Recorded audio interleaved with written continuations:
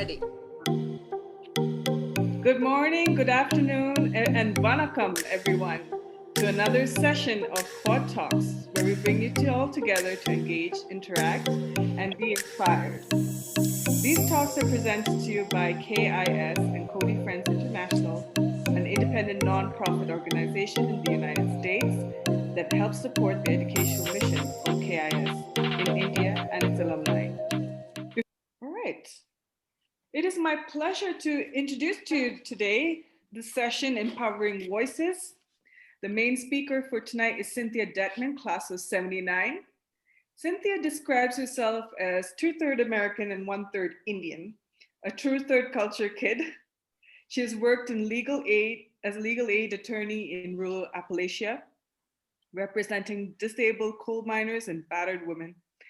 After receiving her MSW, she was enabled to set up a women's program at a community college, which permitted her to help women transition from domestic violence, poverty, addiction, and incarceration to college and career success. During the 2010s, Cynthia was awarded 2 separate Fulbright grants to teach and offer faculty training in Tamil Nadu. And this sparked a renewed interest in the lives of modern Tamil women and has inspired the workings of the book we are going to discuss today. Over the years, Cynthia has developed a close friendship with her guru and teacher, Bob Granner, who sits opposite her tonight. Well, at least virtually. Most of us here know Mr. Granner. He is a wonderful teacher and has inspired many of us in the fields of music, theater, and English, and an apt person to be doing this interview. Bob has completed his bachelor's from St. Olaf University and also has a degree in music, English, and drama from the University of Northern Iowa. I got that from a Yuki, Bob. He first joined Cody School in 1967, and I would be scolded if I don't mention the number of spectacular productions he has done, including The King and I. Bob continues to return to Cody and is a treasured member of our community. He splits his year by spending some time in Vermont and his homely abode, the Kavadalayam in Palangi. We do really miss having you here, Bob, here in Cody. And without much ado, I'll pass the honors to you. First of all, thank you to Manjusha and to KIS for sponsoring this, and also for joint sponsorship on the behalf of KFI. And Sylvia and Bill Martin, who's the chairman of that group, are here with us also. So particularly grateful for that. Your introduction introduces some things that I should say before Cynthia and I really take off on the subject for today. And that is our, how should I say it, long ago relationship. It's pretty amazing that Cynthia and I met over 50 years ago when I was a teacher and she was a student. And she was, since you simply mentioned it, she said not to, but you mentioned The King and I. She was Anna, and she was also the Mother Abbess, which she a role that she doesn't particularly like, I don't think. Maybe that's true, or not. But she was a wonderful musician and a good friend, and it is absolutely amazing to me that we are reconnected now in a contemporary world which absorbs us and is, frankly, I have to say this, really a lot more interesting than just talking about memories of the past. So let's let that past go, except that when I start talking with Cynthia, I'm going to talk a little bit about the past, and we're going to start that way. So let's begin with our talk now, Cynthia. Shall I go ahead with that? We're ready? Okay. So Cynthia, let's talk a little bit about that background, just a little bit. You are a long way away from that background, and so am I. but it did color your life and your skills and your background. And I wonder if you could tell us a little bit about that background. Uh, what about that early life was unique for you? Particularly, I'm thinking the bilingual part and the part with your family. What was the influence of those years upon what you're going to be talking about today? Well, my earliest years as a baby, 10 months old, my family arrived in Madurai at the American College in 1952, which seems like a heck of a long time ago. And Dad was a liberal Christian, and he was very dedicated to social justice in the Christian context. And so I was raised by a very progressive father who taught me from the time I was a babbling baby to care for others, to care about the community, to care about the poor and disenfranchised. And that was a big, huge influence on me. And it really colored my whole career back in the States as well. As a child, I learned Tamil and English literally at the same time. You know, babies learn language so intuitively. So I learned Tamil and English at the same time. And today, this many years later, I still remember quite a bit of Tamil. My vocabulary kind of got limited by going to Cody school. I wasn't really interacting with Indian people that much. My vocabulary didn't expand, but to this day, I hold in my heart and on my tongue a sort of intuitive, visceral love of the Tamil language and the feeling and the intonation and the atmosphere that it represents for me. So my parents, mom was not wild about boarding school, so she homeschooled us for quite a few years. And in my case, it may have just been a coincidence, but really I didn't spend that much time in the missionary boarding school. My most visceral memories are hanging out with Indian kids. And we lived on a college campus, and in the back of our house, our bungalow, was the entire staff and servants of the whole college. So all the workers, all the laborers, all the cooks, everybody lived behind our house. So we children had endless play opportunities with Indian children, and we hung out in their homes. And I was out there mixing cow dung and water and sprinkling our cook's yard, and to get down the dust and disinfect the yard. So India lives in me in that visceral child way. But that's not enough qualification to write a novel set in modern India decades and decades later.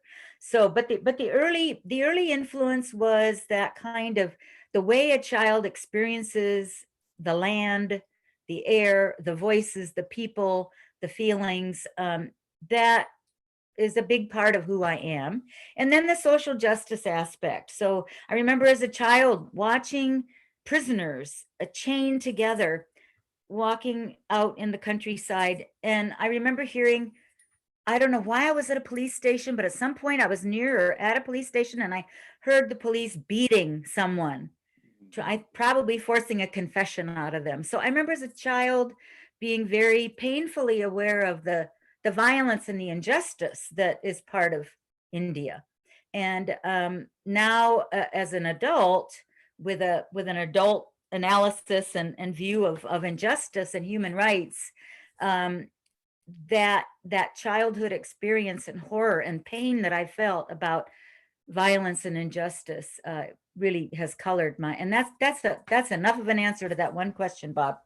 Next question. Could I just expand on that just a little bit before we go into this present concern that is the subject of your writing? Most of us, or some of us who were at Cody School, felt as though this was a sort of an enclave, a little America, a little protection from. In fact, my twins used to say, maybe we could go to India, which meant that they were going to go down to Madurai. We didn't think of Cody as being as Indian as you're describing it.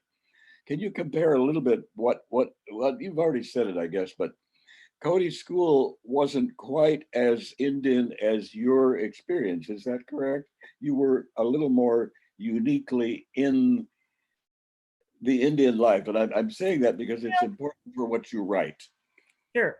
No, I mean, I very much feel that the school was an enclave and was separated from India, and all those children from all around India, they had their own languages, they had their own stories, they had their own families, mission all over India and in other countries as well.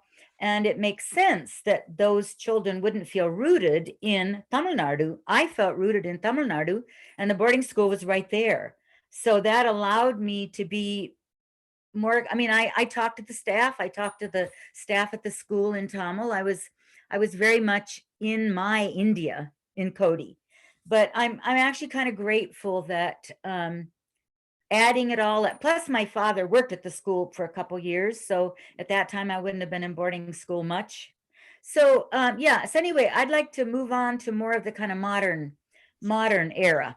Right, and I would too. And I would just like to say we're going to come back to who you are now as I guess I would have to say a foreigner. You still are, Yeah. but your Well, story itself, your story, yeah, we won't worry about that one right now. But let's get back to that term later. But let's go at the story. Let's okay. have you The talk a little story. bit about the story itself, and maybe you Okay. can tell a little bit of it, and maybe we can read some things from it. Okay. So this story is, I would describe it, by the way, it's a work in progress. So I got a few congratulation emails when I sent out the notice, and I thought, oops, I should have put in capital novel in progress. So it's not published. I hope it will be someday. And I'd love to get it published in India. And I'll talk a little bit about why I would want to get it published in India if I can. So it's a coming out story and a coming of age story of a young Indian woman who's in law school. And the last time I was in India, which was last winter, right before COVID broke out, I spent several months hanging around law schools and interviewing students and going to their classes and getting a sense of what modern law school life is like. Um, and um, when I went back to India as an adult, on a Fulbright grant, 2 different Fulbright grants, both years I was there were these horrific honor killings, and basically in South India, that is a killing of usually a woman, sometimes a man, for either having run off or threatening to run off with a person of a lower caste, and typically it's the most violence in Tamil Nadu has been between the Tevar caste and the outcasts or Dalits. And as the poorer people in India have become more empowered, especially through the Indian reservation system, which is basically a quota system based on caste for government jobs and university slots, a lot of very poor, disenfranchised people in South India have become empowered over the last decades. And that has created conflict between the castes. And of course, the arranged marriage is typically within the same caste and even the same subcaste, so that you're preserving that system. So I was pretty horrified by those honor killings, and I have been working with women who are survivors of domestic violence here in the States for many years.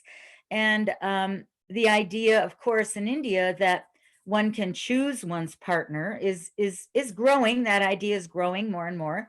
It's becoming more common. Love marriage, as they're called, are becoming more common. But among certain groups in certain regions, there is this phenomenon. So I felt like I needed to write that story. And also I was very heartened to hear about the Indian Supreme Court decriminalizing homosexuality in India in September 2018. I was following that case closely as a lesbian myself, very concerned about human rights throughout the world. So I thought it would be really interesting to combine those issues. And I didn't think of it as an intellectual exercise, more like, what would it be like to be a young lesbian in modern South India, unable to be out, very little support out there, public support for LGBT people, and dealing with an honor killing. So it's got a lot of layers to it. It's got violence, it's got some, horrific stuff, but it also is about the human spirit, because this young woman does find her voice. She becomes a human rights advocate herself, and most importantly, within her own heart, she comes to accept who she is. She never comes out verbally to anybody in this book, but she comes out to herself, and one can only guess what's going to happen to her next. So anyway, I didn't mean to reveal too much about the ending, but she does have a successful battle with the police and police corruption. So shall I go ahead and read? Yep, Cynthia, you've just outlined some pretty fascinating subjects that are controversial Intense. and intense. And I really would like to have you read some of the excerpts, and we can talk about some of these themes a little bit later. But one of the things that I would like to have you focus on, I think you will, is the development of your protagonist. Can we name her? Do you name? No, Satyam. Satyam. Satyam Satyam is a young woman who I find, in reading your draft, to be a person who is close to heroic in terms of the incredible obstacles which she has to face. And I believe she faces them with courage and with conviction and with heroism. Let's hear some of the excerpts. And you'll be the audience here, I think, is going to be a little shocked by some of this, because as you know, as Cynthia's already said, we're going to be dealing with some violence. So why don't you give us some samples of what you've written, and we'll get an example of your style, your writing, the themes, and the way you've treated this pretty heavy duty subject. Okay. This is what she remembered. A small crowd of farm laborers were gathered, people screaming and crying. They wore veshtis and dirty turbans and saris, familiar dark faces, some shrunken, some smooth and shining. Satyam saw Pandi, the watchman, Rukmani, one of the sweepers, obviously pregnant, and a crowd of small children. One of them pointed to a man groaning on the ground, a woman weeping beside him. Satyam saw someone running from the group carrying a machete. Several men chased behind him, shouting. Her ayah drew in her breath loudly. It's Ramaswamy, Parti said. He and some boys went to the caste temple. The woman beside the man on the ground wailed. Then Satyam recognized him. He was the lively boy who gave her brown sesame sweets when he got married. The crowd swayed and swirled, and then Satyam caught another glimpse of the man. The end of one of his legs was a stump, bleeding. His foot was missing. The woman picked something up. It was the foot. Satyam saw the toes. They seemed to curl. Then a man stooped with a red cloth and wrapped it around the man's stump. Parti gasped. My God, they cut off his foot. She squeezed Satyam's hand so hard it hurt and yanked her back into the house. Appa, Satyam's elderly father, pushed her and little cousin Geeta into their family bedroom. He closed the window, but they could still hear screaming. Satyam wept. Geeta clung to Appa. What happened, Appa? Satyam looked up into her father's scrunched face. It's caste, he said. You won't understand. Then the day unfolded like a storm, loud and frightening. There was continued shouting outside, and then Raj appeared in the doorway, tall and skinny. His thin mustache seemed to twitch. Take your sister, Appa said to Raj, pushing Geeta towards him. This is all evil. We're leaving. Geeta screamed, but Appa peeled her from his legs. Go to your mother, Appa said loudly to the girl. The rest of the day was all noise and shouting. Satyam heard sirens. Appa told her mother and Parti to pack. Satyam's mother didn't talk, but she snapped a scarf and shoved Parti. Parti packed vigorously, her thin arms flying, humming a lullaby. Stop singing, said Satyam's mother. Appa finally coaxed them out a side door. There were police cars and policemen outside. They walked until Satyam's feet hurt. She still remembered the bus stand, the stench of the diesel fumes. Appa's hand trembling as he offered the bus driver money. In her mind that day, the bloody foot lay on the ground in front of her, the toes curling. The foot was red and brown, and she tried to stop thinking about it. Will he die? She whispered to Patti as the bus to Chennai groaned and moved down the road. No, said Patti, they'll take him to the hospital. Why did they cut off his foot? He went where he wasn't supposed to go. Her ayah stared out the window. Fascinating. And you're going to have some reactions on the part of this Satyam, who is here as a little child. When she's older, this is obviously going to have an intense impression upon her to have seen and heard that. So you foreshadowed something that is going to be an essential part of Satyam's growth and interest as she becomes an adult. Fascinating. And your relationships with mother and father and maid Patti there are important, that we'll deal with later too. Want to go on to the second excerpt a little later? Excerpt is reel forward in time, 17 years later. Satyam is now 23 years old. She's in law school, and her cousin is 20 years old. Cousin Geeta's body lay flung on a thin mattress, yellow foam at her open mouth, her head thrown back like a chicken for slaughter. Her body lay crooked, a question mark. Ay-yo, her brother Raj wailed. He beat his hand against his head when Satyam stumbled into the room. She killed herself. She took poison. He spoke as if he were giving a speech. He wailed to the ceiling, not to Satyam or his mother, who sat on the floor next to Geeta's body. Sour vomit rose up in Satyam's throat. She despised his words. She wanted to hit him. Raj's hands waved in the air. Across the room, she could smell Johnson's baby powder. Raj always smeared it on his dark face to look lighter. Satyam froze a few steps from the door, forgetting she was wearing her law school smock, forgetting everything. How could Geeta be dead? Her voice came out a whisper. What happened? Her Aunt Jaya sobbed from the floor. My daughter, oh, my daughter, she killed herself. Aunt Jaya hit her forehead several times. Because of that devil, that boyfriend. Suddenly, Satyam felt energy and she was able to move. She went to her aunt and the large woman fell against Satyam's legs. Satyam had to squeeze her hand around the bed frame to hold herself up. She had to pay attention. She couldn't wail. She had to act as if she knew nothing. A doctor and a nurse walked in. Satyam recognized the doctor, Dr. Chelaraj. He could not be trusted. Father had told her about his financial dealings at the Church of Divine Patience. The doctor was a Tevar too, and he had acquired a lot of property. The nurse put something in Geeta's mouth, fished around, and handed it to the doctor. What happened, doctor? Satyam said. Her voice had shriveled to some other woman's voice, a bird voice.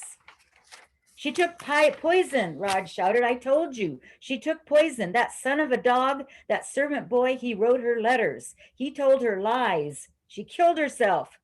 Miss Satyam, the doctor said to her, the family says suicide by poison. He nodded, strangely straight-faced. We're gathering more of the girl's saliva. Just one moment, please. He left the room holding his treasure, Geeta's yellow mouth foam. Aunt Jaya kept grabbing Geeta's chin to close her gaping mouth, but it wouldn't stay closed. Auntie, Satyam said, please, Auntie, don't touch her now, Auntie. The police will be coming. Aunt Jaya collapsed flat onto the floor, and Raj lunged towards her. In that sudden movement, the swoop of his shoulders and the glint of the gold chain around the dark folds of his neck, Satyam knew in her heart. Fascinating, and that it brings us to a continuation of this violent theme of honor killing. Now, Satyam is also emerging here as a dynamic character who is learning a great deal more, probably because of the impressions that she's had of this violent image as a child, don't you think? And it's coming back to her as being something that is really profound, but it's a secret, and she can't tell the truth. And she sees the truth that Raj is really the villain of this situation, right? And well, Raj is the villain of the honor killing, but yeah, and she knows it. So the family's deceit here is obvious, and Satyam is going to be the bearer of that truth for quite a while. So our interest is piqued, I can tell you.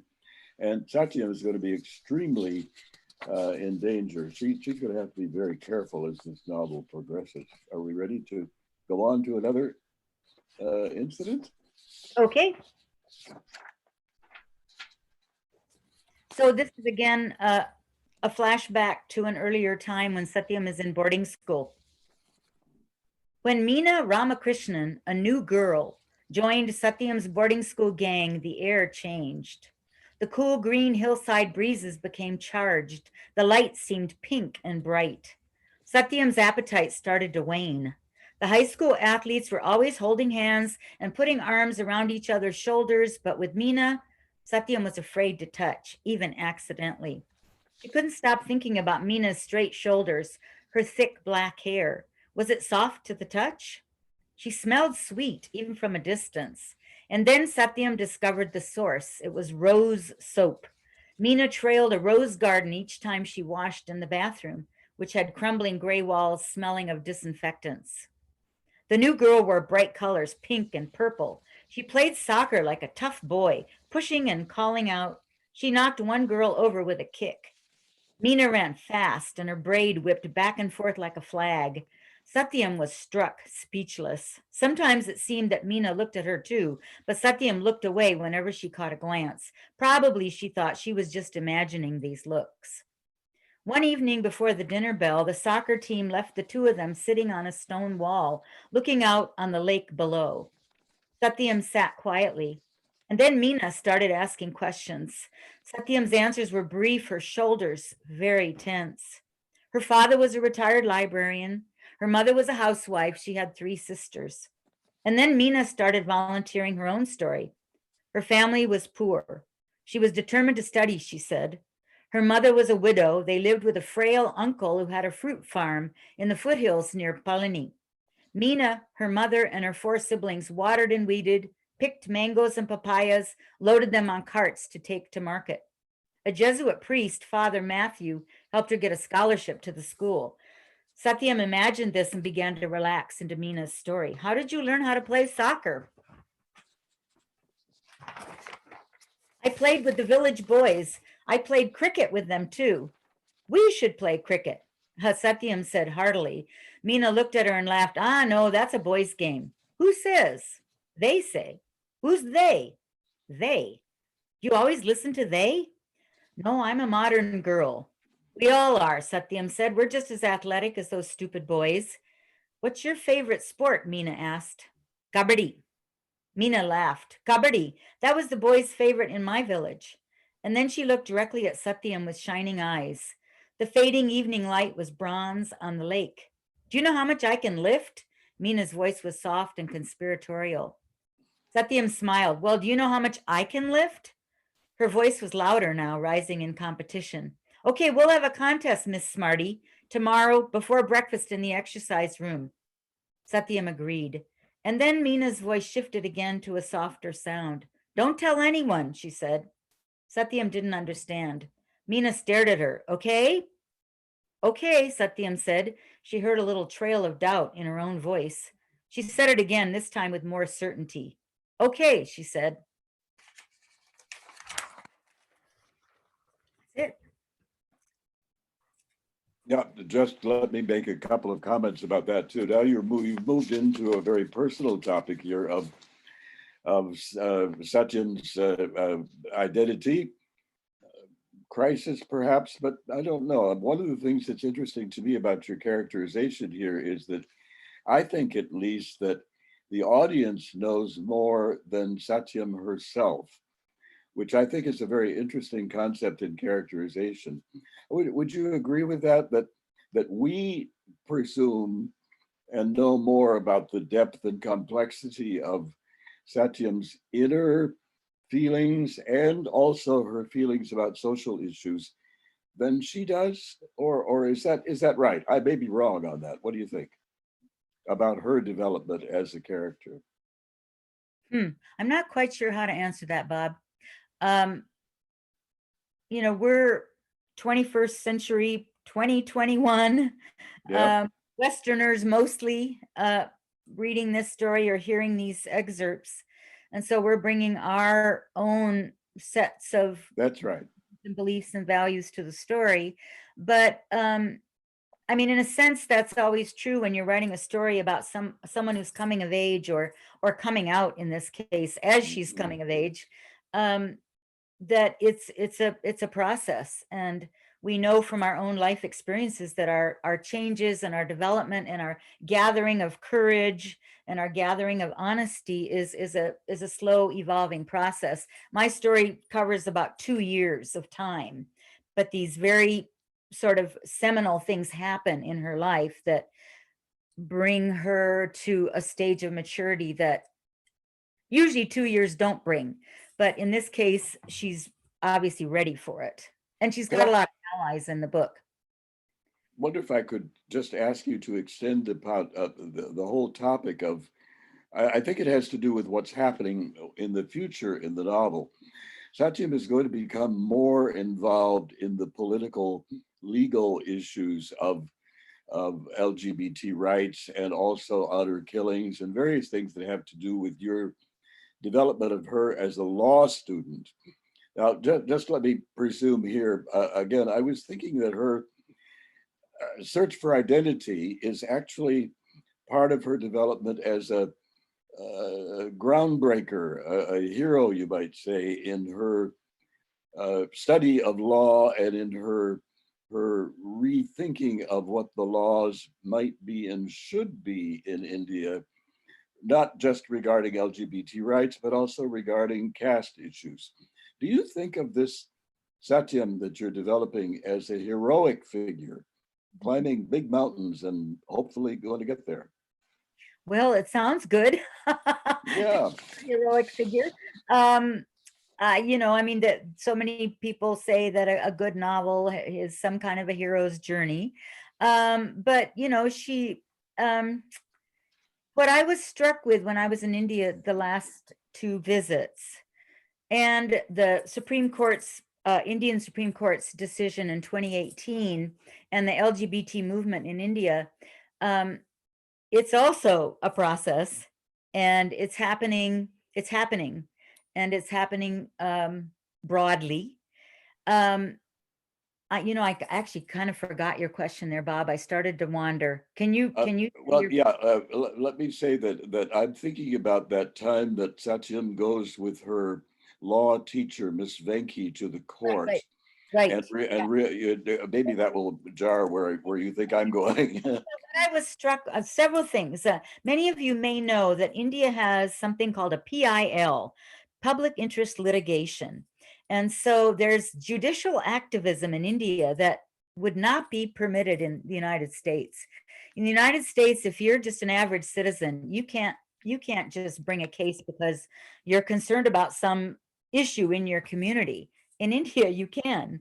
The Indian Supreme Court has sort of crafted this and developed this over the years, but a lot of cases are brought as PIL or public interest litigation cases. So in this book, she and her ally law professor, who's very much a human rights activist, they do bring a PIL case against the police after I won't give you all the details because it'll take out some of the tension in the story, but eventually they go after the police because what they learn from various NGOs is that there's a pattern of police protection. In the case of honor killings, they don't take them seriously. Caste, the police own caste can influence how they handled an honor killing case.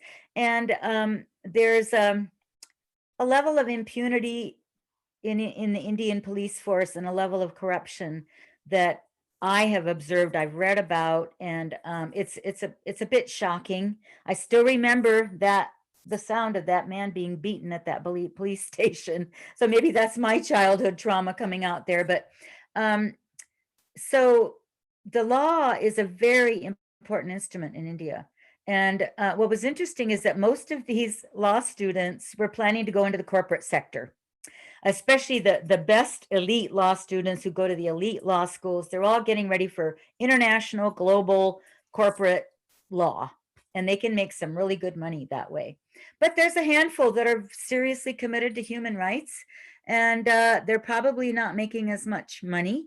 And they may be working for NGOs. There are quite a few human rights NGOs. So we're sort of guess at the end of this book that this young woman is going to kind of leave her environment and go off and work for some NGO somewhere, perhaps in a more cosmopolitan city where there's going to be more of an LGBT presence. But right now she's in Chennai, and Chennai is, I would say, a fairly conservative place compared to Delhi or Bangalore or Mumbai in terms of gay presence and people being out.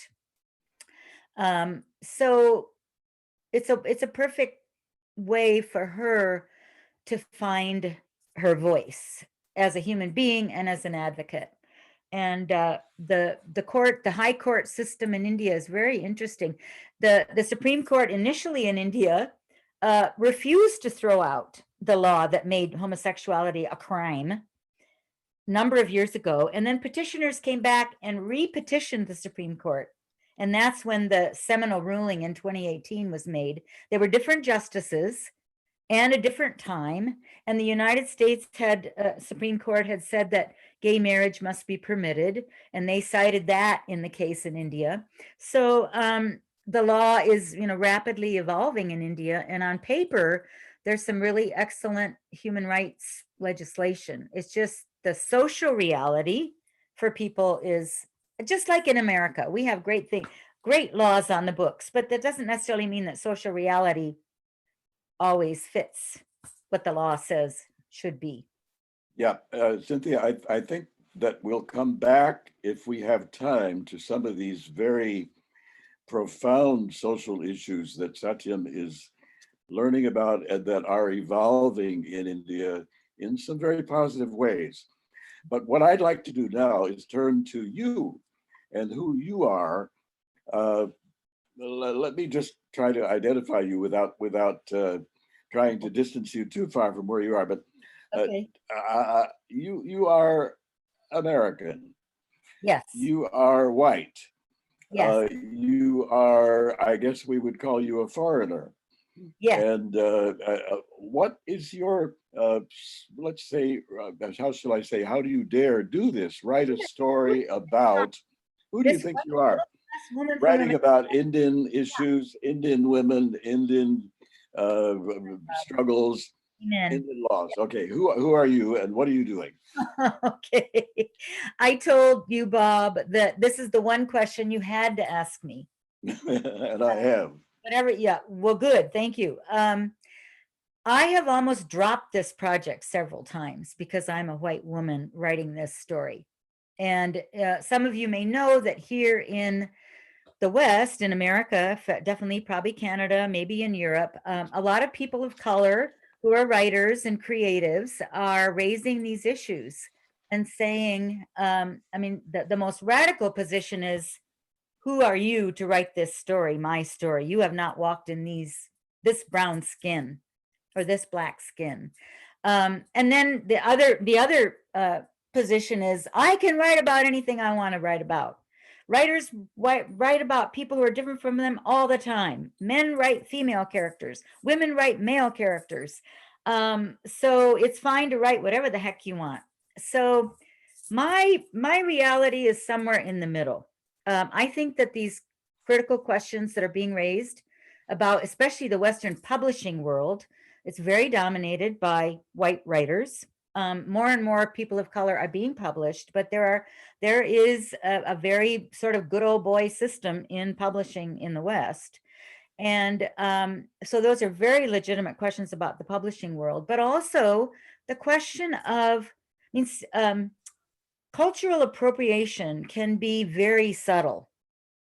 And just recently, there was a woman, I'm sorry, I don't remember the title of the book. I haven't read it, but recently there was a big controversy in the literary world in America. A woman wrote a story about a woman and her child escaping, I think, Mexico, coming across the border as immigrants, and they're their lives. I'm not sure exactly what the story's about, but she got hell in a handbasket. She even got death threats. I'm not sure. I don't know all the details, but apparently people complained that the story wasn't authentic. And she said, well, I did a lot of research. I talked to people. I went to Mexico. I interviewed people. And so ultimately it boils down to, is this a well-written story and is it authentic? And how do you find that out? Well, first of all, you do your best to be authentic and to avoid stereotypes, including positive stereotypes, including cultural assumptions, including, wrong information, which is very possible. I haven't lived for many, many years for any length of time in India. So there's a lot of artistic license going on here, but ultimately I'm going to have 4, 5, 6 Indian writers and readers vet my book and give me honest feedback. And if they say, this does not sound like a young modern law student in Chennai, I'm sorry, dear, then I'll say, okay. But I think with my background as, number one, as a lesbian, I've had the experience of coming out, in my case, in my early 30s and having to deal with, am I going to tell my parents? How am I going to tell my parents? Will I be accepted? And then, well, I was living in Oregon during the 90s when there was a big backlash against gay rights. And me and many of my friends just said, you know what? We're just human beings. We're going to start being out. We're going to start saying we're queer at work, with our neighbors. Not, oh, I'm queer, but rather, oh, my partner and I went camping last weekend and she did such and such, just being ourselves. And so I've had that experience of gradually coming out, and to some degree, legal changes helped with that, just like with Satyam. The case, the Supreme Court case is announced while she's in law school, decriminalizing homosexuality. So it's there's no easy answers. If any of you end up wanting to read my book and vet it for me, please let me know. I'm looking for readers. I've already got several people lined up. I've got one young Indian lesbian woman who's agreed to read the book and the draft. So it's not going to even be sent to a publisher until I have gone through a rigorous vetting for authenticity, for the voice, for the reality of life in Chennai, in modern Chennai. So I could drop the project because I don't think the flavor is right. Or maybe I hope it'll be authentic enough that an Indian publisher, one of the reasons I'm doing this is I want queer people and advocates and activists in India to hear their story, because those stories are not, as far as I can tell, being written in India yet. There's a growing amount of LGBT literature coming out of India, but in general, it's pretty limited. So if I can inspire a young Indian person to write their book, if I can provide mentoring or help, I would do that. So I don't want to be the white lady telling the brown story. I want to be me doing my best to write an authentic story of human development in the Indian setting. And we'll see what happens. I mean, maybe I'll get death threats. I don't know. Cynthia, before we get to the end of this, I think this is a segue into another, maybe final topic, and that is related to your suggestions of comparing yourself as a Westerner to Indian subjects and so forth. There's, as we all know, a wide divide between all of the subjects from an American point of view, from a US point of view or Western point of view, and an Indian point of view. For example, the attitude towards LGBT rights in the United States is far, far more liberal, as I think we'd all agree, than it is in India. And with honor killing, I mean, when you talk about honor killing, for us, most of it's incredibly shocking, simply because who would ever think, as a mother or an auntie or an uncle or a cousin, you have a character like that in your book who actually kills a member of the family? That to us is beyond shock. And yet we have in our own country, we've been hearing from Hello. people about many killings that have to do with caste and has to do with slavery, and this whole idea of violence is not so different here, is it? Now, I guess that's my question. What Uh-huh. what differences are there between the Western and Eastern viewpoints towards your major themes: caste, tradition, homosexuality, and homophobia, police corruption, and so forth? These are Well, all similar. How you're do they asking, compare? that is too big a question. And I know, but you only have 3 minutes to answer, you see. So we have Um, about 10 minutes left, I think. okay, so we all number one, I applaud your point that violence is used to maintain inequality and has been since time immemorial. The You may remember the case in the United States, Loving versus Virginia, which went to the US Supreme Court in the 60s, in which the Supreme Court said that states could not prohibit interracial marriage. And some of you may have seen the movie called Loving. It's a really good movie based on that true story. An African-American woman and a white man fell in love. I think they were in Virginia. Yeah, Loving versus Virginia. They were in Virginia. Virginia prohibited Black and white people to get married. And they went to Washington, D.C., where they were allowed to be married. But then they came back to Virginia, and the police pulled them out of bed and put them in jail for violating the Virginia law. And the case went all the way up to the Supreme Court, and the Supreme Court said, no, you can't do that. So our country has, I don't want to make any big pronouncements, but every country has violence to enforce inequality, whether it's keeping women in their place, whether it's keeping queer people in their place, whether it's keeping Black people in their place. And so I think our society is terrifyingly violent. People don't carry guns in India; they sure carry them here. So I don't want to pass judgment at all. This story, as much as we're horrified by this violence, the violence in America is, to me, just as horrifying. And it's just a different flavor, a different set of circumstances. And yes, it's horrific, and even in India, it's considered horrific. The case that was very well publicized the last time I was in India is the case of Kausalya and Shankar.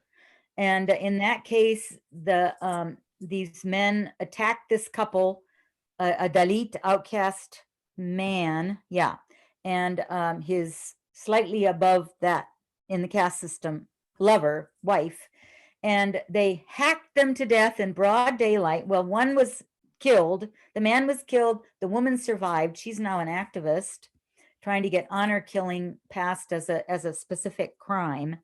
And the case did go to court. The police did investigate, and the father and uncle and several accomplices were given capital punishment, but they've appealed, and now they're out. And anyway, it's a long story, but so Indians are horrified by this too. It's anomalous. It's not super common, but it's common enough to put the fear of this in any young person's heart who wants to be with or marry a person of a lower caste.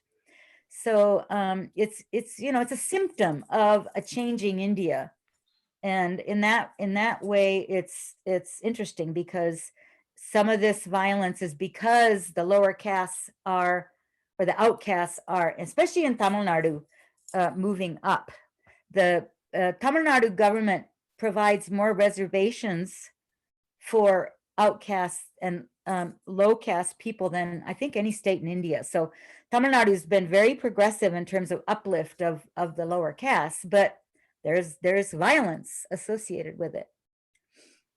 Cynthia, I think we're approaching the end of our hour. Madhusha, I don't know if this is about time to wrap things up, but I just want to say before we open this up to questions and comments from the audience, that I'm so grateful for this renewed reconnection and friendship with you, Cynthia, and for the things I've learned about India from you. I just want to Hmm. tell one little thing that has happened to me in the last 4 or 5 years or 10 years. Brother James Kimpton is a good friend of mine who's passed away just recently. Some of us remember him from the past years.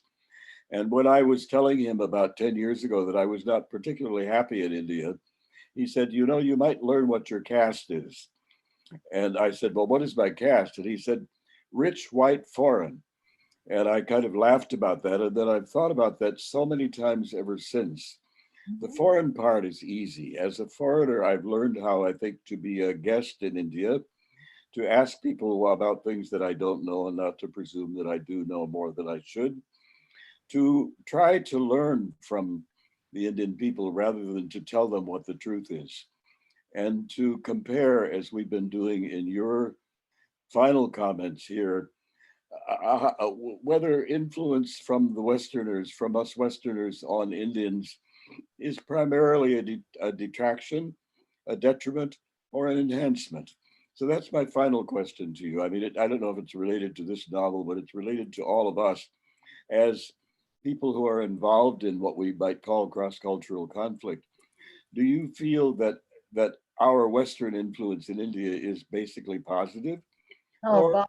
essentially not? I know that that's too big also, but in fact, you can dodge the question if you want to. Big. I take I, from my background and my education and my activism, I have a critical view of the missionary movement. So I don't want to go there. Okay. Yeah, I don't want to go there. And I mean, the West has, you know, we live in a global world, and there's not, I don't think that we live in this sort of, you know, either or kind of situation. I think a lot of people live multicultural, multiracial lives, both here in America and globally.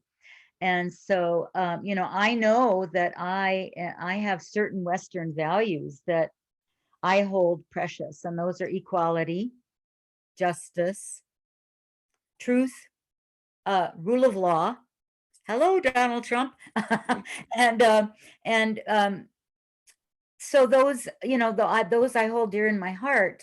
But I also know that there are other values that are held by different cultures that are going to be different from mine. I'm not willing to pass judgment on that. I'm a fierce, you know, I've studied colonialism, and I think it's had interesting and very detrimental effects around the world. So anyway, those questions are beyond my ken. I'm not that smart. Thank you. And you did wrap this up, I think, beautifully. I'm going to interrupt you there and say it's time to quit now, and we'll turn this over to Manjusha. And I want to thank you for your friendship, your wit, and let's keep going for many years in the future. You shall. Okay, Manjusha, we're done. There's a question from Chris. So Chris, over to you. Hi, Cynthia. It's so nice to see your face again when it's moving. You know, we don't have the opportunity to make eye contact because that's actually literally impossible on Zoom. But it's really cool to see your face again. And I had to just tell this little story on you. The last time I saw you was in Mom and Dad's house in Mundelein, Illinois, and I must have been. It must have been the late 70s or something like that, mid to late 70s. I would have, you know, recently graduated from college, or from high school rather, and you had come to visit, and you were still to me, you know, you were still the Mother Abbess, and you were still Anna, you know, in my in the world that I had created for myself, listening to the tapes of the performances that Dad directed of all those fabulous musicals in the 60s, and so I was very, very familiar with your Broadway voice. But what I discovered on that visit was that you also had this amazing bluesy voice, and you made me play the guitar. You made me play some blues, and you just scattered out the most epic, deep, rustic. There's a word, raunchy, bluesy jam. for all of us in the middle of our living room, and we just had the greatest time. And people who know me know that for me, worship is always a musical thing. Music is my way of worshiping, and so I think of these things as like life highlights, sacred moments, and that is one of the sacred moments that I cherish from my past. So I just wanted to share that with you. But I do. The thing that really struck me as you spoke was the idea that we're in this time of change, right? We're in a time, and maybe people are always in a time of change. Things are always changing, but especially the kinds of cultural challenges that traditional I don't even need to say conservative, but people who believed in a traditional sort of a worldview have a great deal of trouble with, and there's a great deal of backlash against all the change that's happening, and that is to my living on the shore of the Michigan Sea here in Chicago in a really quite a privileged situation, seems to me that India is far less far along than even we are in the States, in this wacky place, and that we are clearly, the last 4 or 8 or 10 or 20 years have demonstrated that we are not nearly as far along as many of the countries in Western Europe along these axes of change and tolerance and welcoming. So I guess I wonder, as you write about things that are happening more or less currently in Tamil Nadu,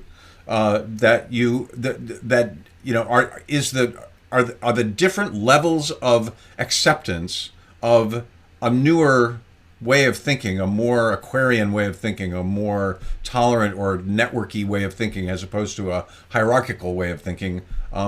Is that how is the differences between different places in the world of import? Does it matter? Is it significant to to Satyam, to your characters, to you? That was a lot. That was a long That was, question. yeah. Could you put the question itself into a sentence again? I will try. Yeah. What's it like to take an attitude that is part of the vanguard of a new culture, and apply it to cultures that have a very different position on that progress timeline? Yeah. Well, the West has been influencing India for hundreds and hundreds of years, for better or for worse. And this modern world is, the internet makes all the difference. Satyam is on the internet. All young people in India are on the internet. All young people are on WhatsApp. All people, so if you're a young lesbian, for example, you're going to be connected. You're going to know who Ellen DeGeneres is, probably, if you're on the internet.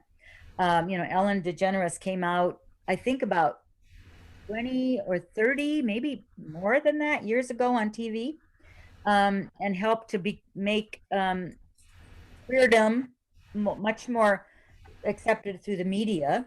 The media is film industry in particular is very influential in India, and there are a few actors now and producers. There's one particular fellow in Chennai named Pa Ranjit, who's done a lot of current movies that expose the caste system very honestly, and he's a Dalit himself. So the societies change and grow in spurts and in slow motion and with backlash. So, we've got backlash here in this country, and we've got backlash in India. I think honor killings are somewhat a backlash against the changing caste system.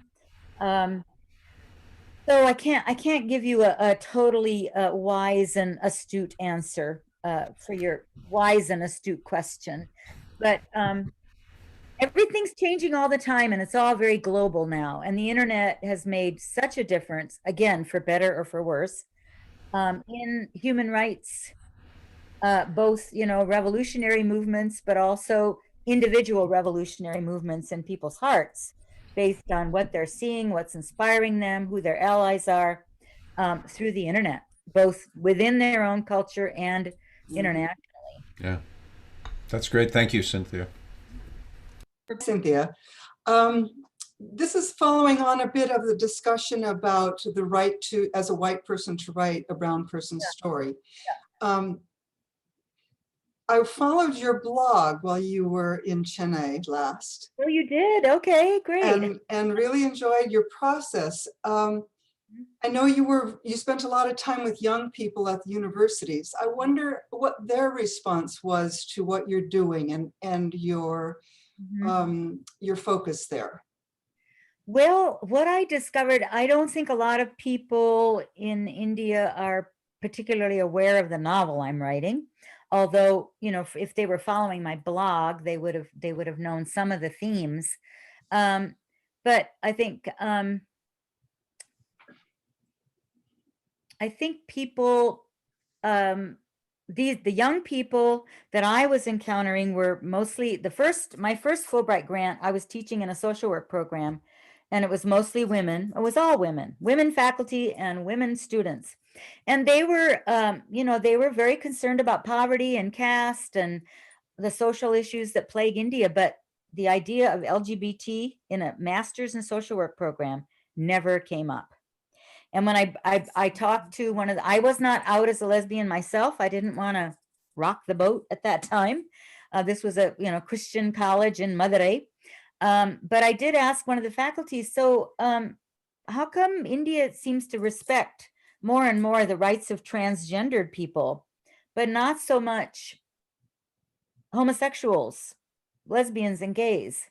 And she said, well, this was her view anyway. Well, the trans people can't help themselves, but being gay is a choice. I mean, this is something that people have, debated as gay rights movements, move forward. And so they were progressive up to a point, but not on LGBT issues. And then when I went to visit law schools, I just left India about a year ago, and I had spent 2 months spending a lot of time at Ambedkar School of Law, School of Excellence, it's called. And these are some of the top students in in law school in Tamil Nadu. And they were very progressive, but almost all of them wanted to do corporate law. They weren't really interested in human rights law. But when we discussed human rights issues, and when I taught them, I was teaching using a style called popular education, where the students participate fully in the classroom and there's very little lecture. And they just loved that. They were so tired of lecture. And so they were, so they really liked the democratic process. They really liked being able to work out problems themselves and then bring it back to the group, that kind of participatory education. So they were very, very open to what I would call sort of Western ideas of equality and justice. But again, the LGBT issues, kind of like I did finally find one young law student who was willing to talk to me privately over dinner about her attraction to women and being a lesbian. But she said, and her mother's a legal activist and her brother's a judge, and she didn't feel she could tell them that she was a lesbian. So, it's, I think that my book would have an audience in India, but it would be the, sort of, definitely probably law students, but I think it's gonna, it's not gonna, maybe it'll become a movie. I don't know. I've actually imagined it being a dramatic movie. That could have much more impact than, selling it at the local liberal bookstore in Chennai. So we'll see. But, it's just, I was impressed with the spirit, the conviction, the intelligence, the brilliance, the open-mindedness of these young people that I was interacting with. And that was very exciting and heartening to me, especially the women, the women. I mean, these are women who are planning to become judges and magistrates and corporate lawyers. And so that was really heartening to me that, they represent the change in many ways. I wish you well. Thank you. Hi, Cynthia. My name is Fazil Chowdhury. I'm actually based in Bethesda, Maryland. My question to you is that writing in itself is a very exhaustive process. And I'm pretty sure that when you said that you wanted to vet the kind of items that you've written so far, that might take some time or it might not. But my question to you is that what is the key message that you're trying to illustrate in your writing that you think would take a long time to communicate to those who would read it? How a human being can find their own voice and identity in a traditional society. That this story really, even though it has all this external drama with the honor killing and the police and, you know, going to court and all that, it's really a story about this young woman's heart. How does she find the courage to accept herself, to speak for others, to be confident, and to resist the pressure that she feels in her fairly traditional family? Are you a writer, Basil? Yes, I am. I would. You might be a writer because you know then that it is a slow journey of love. It is a slow journey, but it's an exhaustive slow journey, and I can resonate with what you just said. And thank you for saying what you did. Thank you. Okay. Your question. Hi, Cynthia. Thank you. I'm an alum from the class of '98.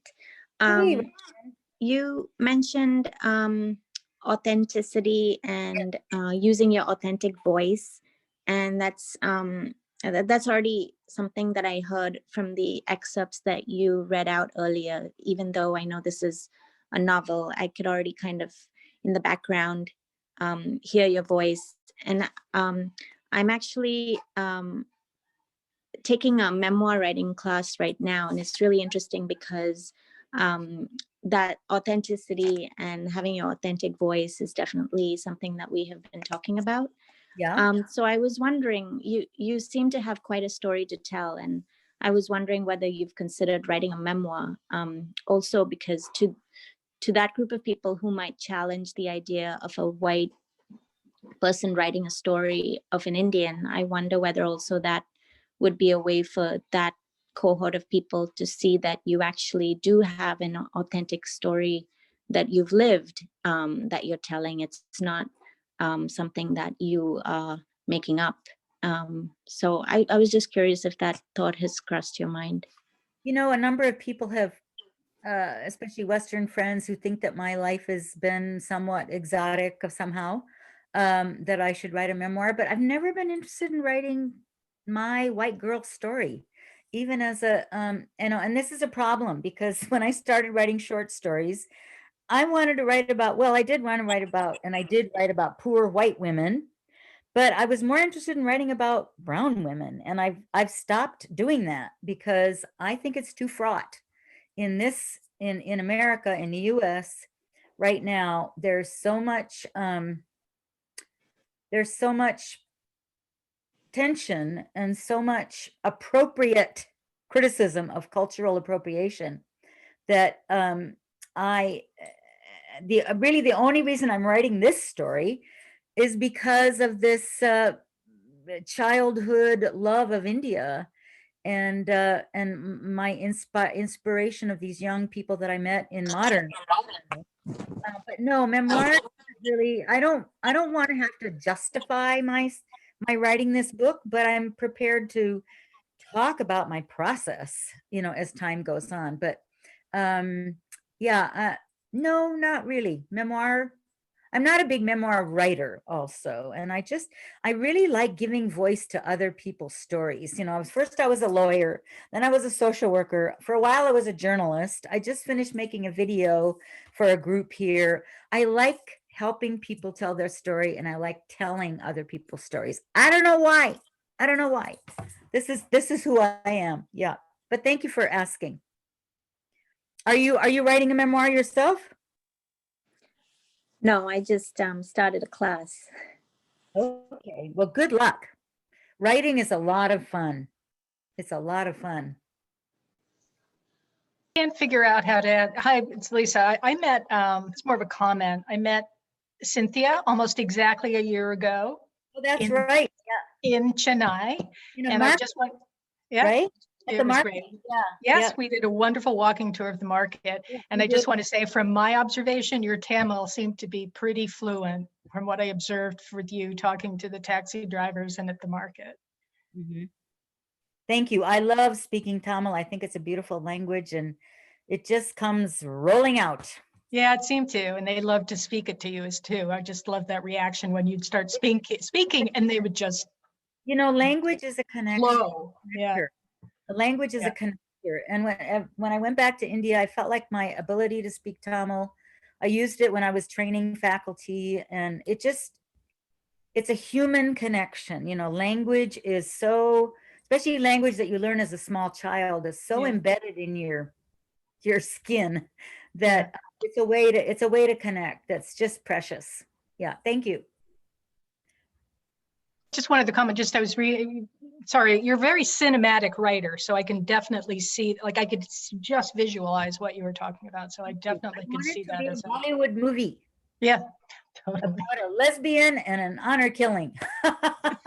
So I was very interested with your discussion of cultural appropriation and language, and it just kind of kicked in to me the question I'm struggling with now in St. Paul, Minnesota. There's we're dealing with what does it really mean to be anti-racist? Anybody who's followed the Cody talkies that Paul Zorn so well manages, and I know Chris and I have wasted more than our share of other people's reading time there, but there's a big issue of, I mean, what does it mean as a white person to be anti-racist or contribute? And the specific question I'm mulling around is, we live here on Dakota land, and it was very blatantly stolen from them. And now all of our property is basically based on initial fraud, the home I live in. So what does it mean to try to repair the damage done to the Dakota and Ojibwe people of Minnesota? And would learning their language be cultural appropriation, or would it be more trying to support the culture that is still being, basically facing cultural genocide? I'd be interested in your thoughts. I'm certainly not an expert on Indigenous rights and activism in the United States, but I understand the basic thrust of your question. I can't say that I'm an active anti-racist. I mean, that's a whole different, again, you some of you were asking these giant global questions, which I may or may not be qualified to answer, just have a humble opinion about. I think that all human rights work benefits all human rights work. So if I can make any contribution in terms of opening up eyes or voices or stories in India that will help people there be empowered, then yay. And all the work I did as a community college counselor, I was helping women of color, women coming out of prison, women coming out of domestic violence, women coming out of McDonald's work, to help them get a college education and move forward. Maybe that was anti-racist work, I don't know. But cultural appropriation has a lot of both black and white aspects, but also there's also a gray middle area. If I was concerned about that question about the indigenous people who were on the land before you moved there, I would talk to them. I would ask them, you know, does this feel appropriate? Is this helpful? How can I be an ally? And they may say, I don't need you as an ally, or I don't want you as an ally, or you can't possibly learn our language. Or they may say, welcome, come, learn the language and, you know, help digitize it or something. You know, there's so many ways that we can contribute to human rights, and we can all do it in small ways. We can do it in big ways. We can do it in literary ways. We can do it in legal ways. We can do it in our churches. We can do it in our schools. I just think that human rights work is global. There's no real simple answers for those of us who are white and have a lot of privilege. I enjoyed working with poor white people in America. So, you know, there's lots of oppression of white people too, in terms of poverty and our version of the caste system in America. So anyway, I don't want to digress too far off that, but good for you for being aware of those issues of land appropriation. Thank you, and great to see you move along on your novel. Thank you. Nice to meet you, Cynthia. I met your sister Joanna 2 years ago on a trip to India. So I got to go I got to spend a week in Kodi, actually. So hi, Manjusha. I'm a writer as well, though. I know nothing about writing fiction. I write poetry and memoir. So this has just been great. Thank you for this presentation. And I'm curious about the craft side. I mean, I love all this stuff about the cultural appropriation, but what are like one or two of the big craft issues? They might be related. I mean, in terms of your decision of point of view, your choice of point of view for the novel, or anything in terms of aesthetic choices you've had to make in terms of your process. I'm having many craft issues and have from the beginning, right? First person, third person, and it does meld into this question of cultural appropriation. I think this might be a cop-out. I'm not sure. I wrote the first draft, most of the first draft in first person. And I thought, okay, here I am, a white woman trying to channel within the heart and mind of a brown woman, an Indian woman. Maybe I need to be a little bit more distant from that. And then also just the, you know, the other disadvantages and advantages of first person and third person. I am in the process of switching it to third person. But I don't know if that's going to be the right approach, but I'm going to give it a try. The other craft question I've had is I want the servants of these two families, Satyam's family and the honor killing family, they're cousins, so they're close extended family. The servants are all related who work for these two families, and they are a part of this story and plot. And at one point I decided I wanted to have Patti, the elderly Aya, who is an ally of Satyam's and has been since she was a little kid, to have her own voice in the novel. And I really enjoyed that. But again, I thought, okay, me channeling a elderly servant's voice, how authentic is that going to be? So I'm going back and forth about her voice, about first person and third person. And then this will be final editing, but it's so easy to use not only cliches as just a, you know, fairly new writer myself. You really have to look for cliches, but in the case of cross-cultural writing, there's also, you know, very subtle assumptions and word choices. So that will come in the final editing, but I know I have a lot of work to do there. Yeah, and then I have a tendency to write stories like an octopus. See this tree of life behind me here? This I sort of tend to write stories like that. They go this way, they go that way, they go this way, they go that way. And you know, maybe Barbara Kingsolver can do that, but maybe I shouldn't be trying that. So I keep shrinking little subplot lines and too many characters. And so I've had many craft issues. Thank you for asking. And they're ongoing. That's great. Yeah, That's but really...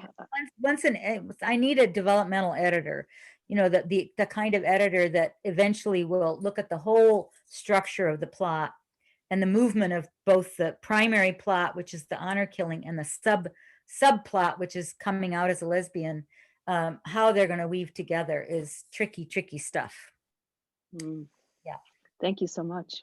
Yeah. Thank you. It was an absolutely stunning discussion. But Martha, I just want to get back to you because your mother wrote an absolute epic piece. I don't know where it was published, in some magazine, about Cody in the 1940s. And if any of you can ever get hold of it, it is absolutely hilarious. And it is the Cody of those years, but it is brilliantly written and will have you in absolute stitches. So I just wanted to remark on that one. I don't know where it's available anymore. Thank you. I'll put my, whoops. Can you hear me? Am I? Yeah, you're on. Yeah. Sorry. This was out of the way. Thank you for saying that. I'll put my email in the chat. If anyone wants to write me, I'd be glad to. I think I have a PDF version of that, and I can send that. It was in the Yale Review, which was really great, from my mom, who wrote in isolation to be in such a good journal. And it is a delightful reminiscence of her childhood in India. Mary Larry, she says, did you go to Oberlin College? I know many Dettmans that did. And if so, perhaps you got your justice angle from there. I'm an Oberlin alum. Mary's from class of 64. Oh, okay. Yes, I'm an Oberlin graduate. We're a Oberlin family. My parents met at Oberlin, instant infatuation and love. And then from there, they went on. But in India, what did we ever hear about? Oberlin College. So all of us, except for my sister Jo and my sister Sarah, no, wait, is that right, Joe? Maybe, what about Kurt? He didn't go to Oberlin. No, anyway, most of us went to Oberlin, and Dad got his master's in English at Oberlin before going to India because he was on his way to teach English literature. And yes, so we're very much a Oberlin family. And yes, social justice. Oberlin College was on the Underground Railroad. Students were hiding escaped slaves in the basement of their houses. So yes, Oberlin influenced me greatly. And it was 1969, Vietnam War protests, Black Panthers, Kent State shooting was right down the road practically from us. So I came to college at a very fiery time, and it helped me find a voice in America. Like, where do I belong here?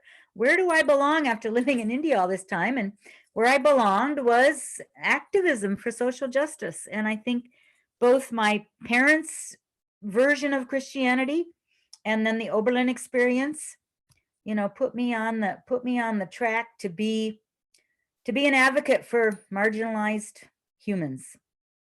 Yeah, so.